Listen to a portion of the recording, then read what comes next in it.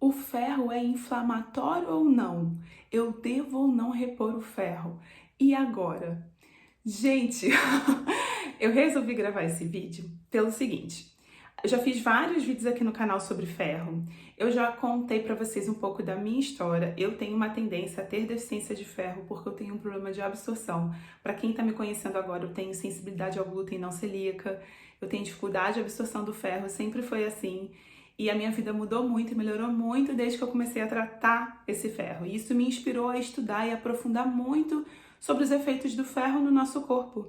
E eu tendo a tratar deficiências de ferro em muitas mulheres que me procuram porque acham que estão com problema da tireoide, porque o cabelo está caindo, a unha está fraca, estão cansadas, e quando a gente vê a tireoide está muito bem, obrigada, e aí o problema está no ferro, né? E recentemente um grande amigo meu, o Matheus Macedo, ele fez um vídeo fazendo um contraponto quanto ao uso do ferro, dizendo que o ferro ele pode ser inflamatório.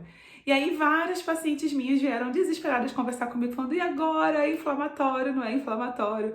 Então eu vim aqui nesse vídeo trazer um contraponto ao contraponto. Na verdade, eu não vou falar o contrário do que ele falou. O ferro pode ser inflamatório em algumas situações. E eu quero explicar para vocês quando que a gente usa e quando que a gente não usa. Então, vamos lá explicar, tá? Uma frase que eu sempre falo, não só por aqui, mas nos meus posts, do blog, do Instagram, enfim, nos vídeos não existe ferramenta boa ou ruim. Existe um bom ou mau uso que a gente faz dela, tá? E o ferro é exatamente isso, uma ferramenta. O que acontece? O nosso corpo, ele usa ferro para diversas reações químicas, de reações metabólicas. O ferro ele é importante para carregar oxigênio, ele faz parte dos nossos glóbulos vermelhos e essa é a principal ação dele, né? A ação pelo qual ele é mais conhecido.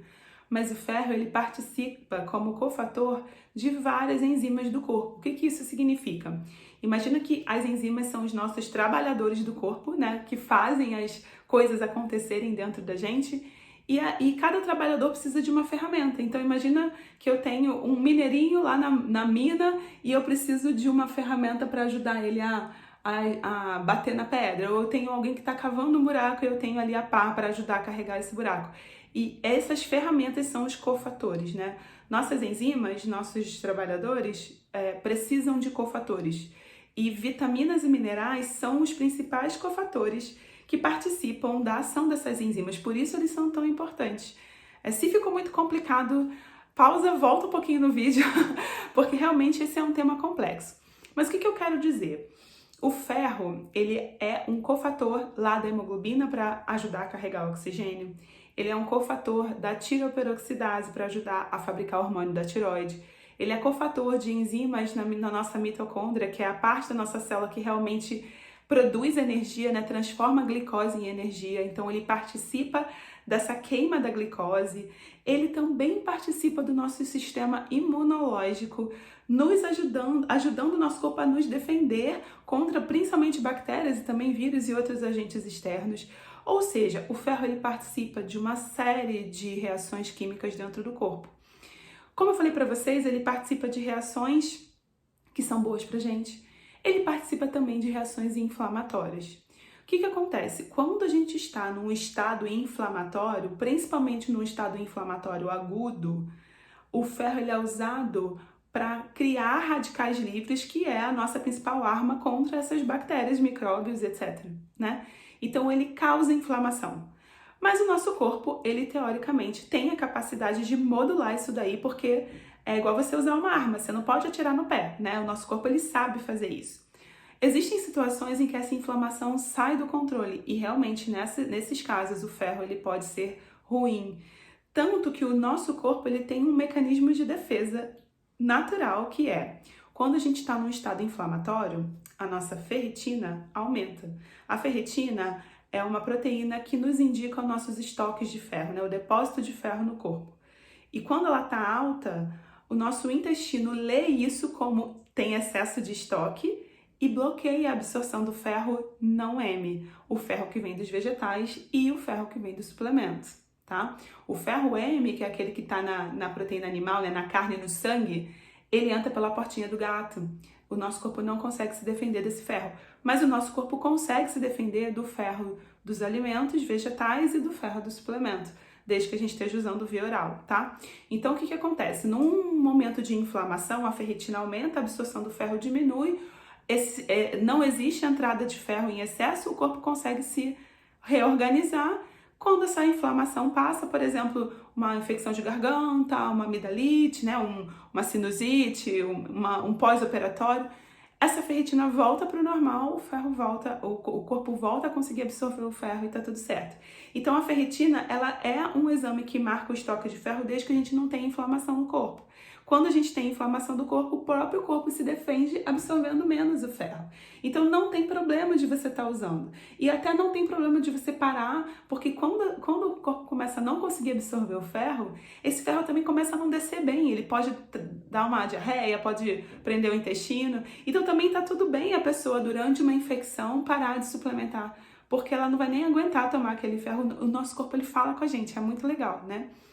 Mas, ao mesmo tempo, quando você tem uma baixa do ferro, e quando eu falo baixa, não é baixa a ponto de dar anemia, mas é uma baixa a ponto de faltar para todas essas outras enzimas, a gente começa a ter sintomas. Então, o corpo ele vai tirando de onde é menos importante para priorizar para onde é mais importante. Então, o último lugar que vai faltar é no sangue, a anemia é a última coisa que vai acontecer, e o cabelo e a unha são os primeiros a sentir essa falta do ferro, né? Abaixo de um certo nível de ferritina, por exemplo, 70, a gente pode começar a ter queda de cabelo, unha fraca. Abaixo de 50 está relacionado à síndrome de fadiga crônica. Abaixo de 30, até a dificuldade de praticar exercícios é uma contraindicação a exercício, porque já começa a faltar para aquela enzima da mitocôndria que eu falei para vocês. Mas a anemia só vai ter abaixo de 10. E aí, às vezes, as pessoas chegam para mim com uma ferritina de 20, 25, não tem anemia ainda, mas já estão sentindo todos os sintomas da falta de ferro. E eu tendo a tratar. Mas então, inflama, não inflama, oxida, não oxida. Não depende do ferro, depende do corpo, de como está o estado desse corpo. E geralmente, quando as pessoas têm dificuldade de tomar o ferro via oral, desde que elas não tenham uma doença que afete a absorção, a gente tende para o ferro sublingual, já tem até vídeo no canal falando sobre isso e tudo mais, desde que essa pessoa não esteja inflamada. Se essa pessoa está muito inflamada, eu tendo a preferir a via oral, porque aí vai entrar realmente o que o corpo deixa, o que o corpo dá conta, né? E é muito mais importante eu olhar para a pessoa e saber, aquela pessoa está inflamada, de forma que se o ferro entrar, ele vai piorar essa inflamação, ou aquela pessoa realmente está em deficiência e aquele ferro vai vir melhorando, né? Então é um equilíbrio muito sutil, é um equilíbrio muito dinâmico, é um equilíbrio que depende de você ter um profissional de saúde que avalie você por inteiro, não só os seus exames, mas a sua saúde como um todo, e entenda se o ferro vai ser bom para você ou não naquele momento. E às vezes naquele momento não vai ser, mas dali a um tempo vai. Ou às vezes naquele momento vai ser e dali a um tempo pode ser que não seja. Por isso a importância da avaliação contínua, da prescrição individualizada. Eu não sou a favor de automedicação de vitaminas e suplementos. Quando eu falo isso nos vídeos, eu sempre levo tomates virtuais, vocês sabem disso, porque as pessoas falam, você quer que todo mundo, né, reserva de mercado, você quer que todo mundo pague sua consulta. Não é isso, gente. A verdade é, vitamina não é jujuba. Vitamina não é uma coisa simples. O nosso corpo, ele precisa de um equilíbrio. Existem muitas evidências que a gente está num status de vitaminas e minerais melhor, pode melhorar nossa saúde. Assim como também existem muitas evidências que o excesso pode ser prejudicial. E esse balanço, às vezes, a gente só vai entender o que está acontecendo naquela pessoa naquele momento com uma avaliação de anamnese alimentar, de avaliação clínica, de avaliação laboratorial, de ver como que tá aqueles níveis.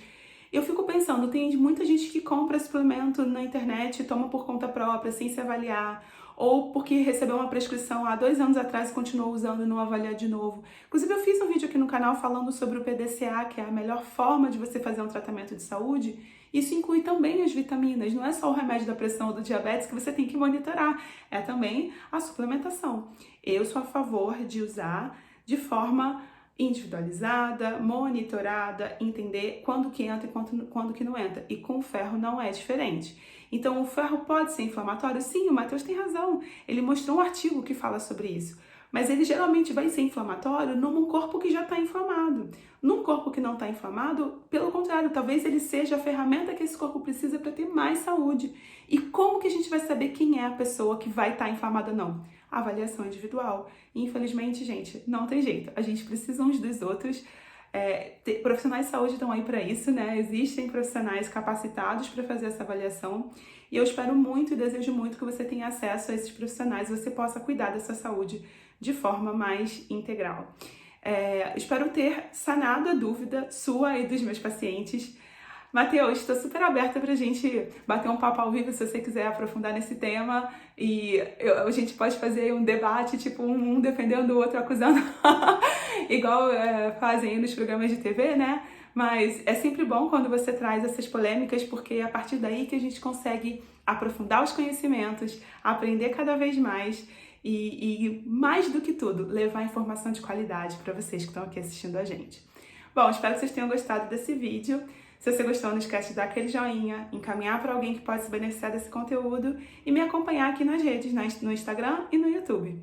Eu vejo você no próximo vídeo. Um beijo, fica com Deus. Tchau, tchau.